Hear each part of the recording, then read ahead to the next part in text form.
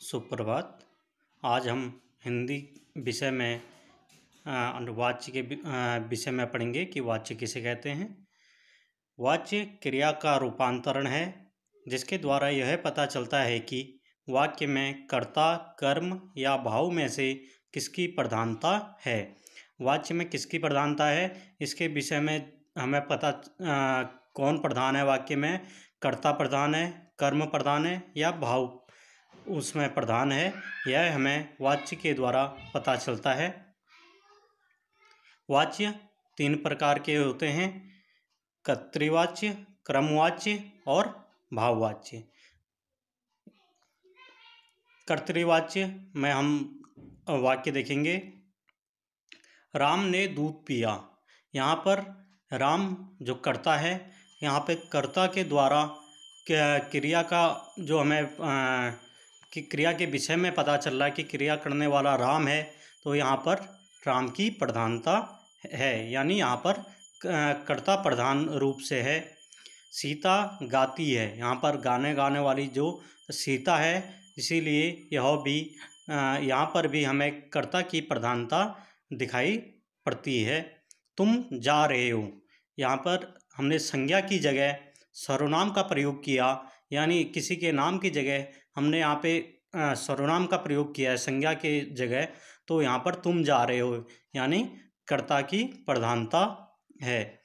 मैं स्कूल गया, यहाँ पर भी मैंने खुद के लिए अपना नाम लेने की जगह मैं स्कूल गया, यानी कर्ता की प्रधानता है।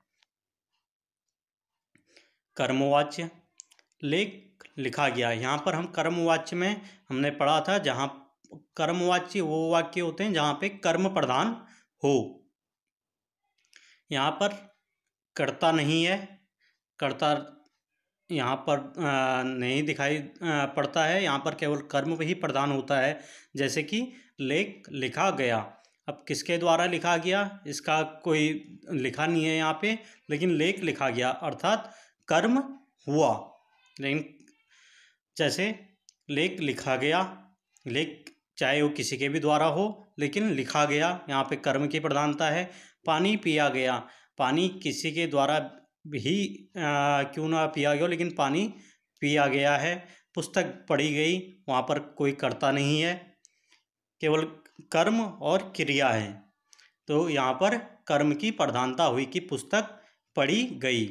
गीत गाया गया, जैसे किसी ने भी कोई गाना गाया हो, उसका नाम ना लिख करके कर्म को प्रधान मानकर यहाँ पर ये वाक्य लिखा गया है, गीत गाया गया।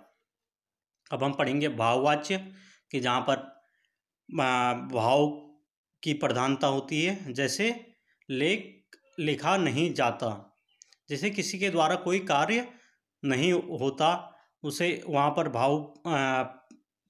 भाव की प्रधानता होती है। जैसे लेख लिखा नहीं जाता, ये किससे लिखा नहीं जाता, ये उसका कोई कर्ता यहाँ पर नहीं है, इसे केवल हम भाव को प्रधान मान करके यहाँ पे हमने वाक्य का निर्माण किया है। लेख, उससे लेख या लिखा नहीं जाता। जैसे तुमसे खेला नहीं जाता, यहाँ पर खेलना या उसका भाव की उत्पत्ति हो रही है कि तुमसे खेला नहीं जाता।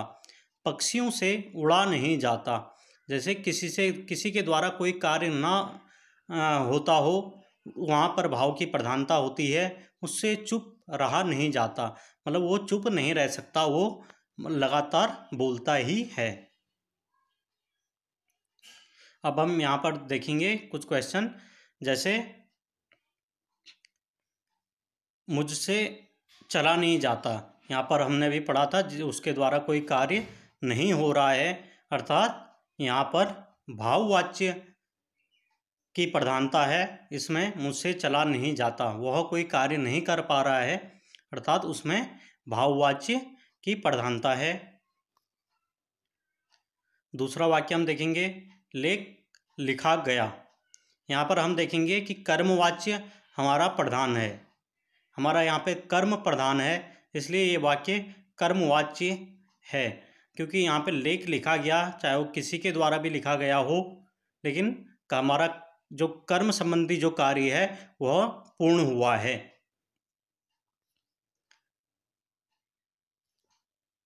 तीसरा हम यहाँ पे देखेंगे राम स्कूल जाता है।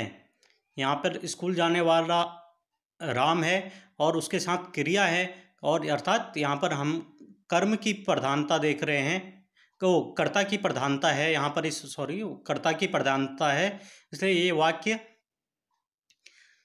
कर्तृवाच्य वाक्य है जहाँ पर कर्ता की प्रधानता है, यानी स्कूल जाने वाला राम है। तो ये हमारे आज वाक्य थे जिनके विषय में हमने पढ़ा।